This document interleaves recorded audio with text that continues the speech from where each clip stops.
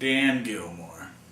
Well, going back, I find this video, of course, very entertaining because it's kind of overlaps a lot of what we're talking about in class. How even though newspapers are dying and I'm about to be unemployed in a few months after graduation, even despite all of these things, it's not like the news media itself is destroyed.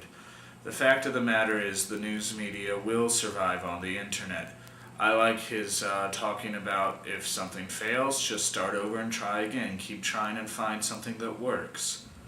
My only problem with this solution is it's really hard to make a living with just creating websites. And further, I find it interesting he's arguing that websites just being where people get their news, or the blogosphere even, is ultimately a good thing. I think it's a good thing to have multiple voices. I'm glad we're no longer just getting our news very inactively from a television set.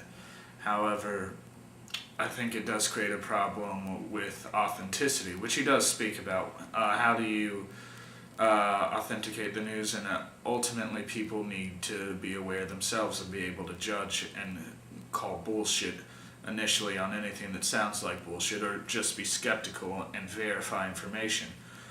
And while the internet's interactive, I think it's a bit glossy to think that it'll all work out in the end ultimately, because you're assuming people are going to do the work themselves and do the footwork to prove something, as opposed to just agree with something that addresses their point of view, Manju's truthiness.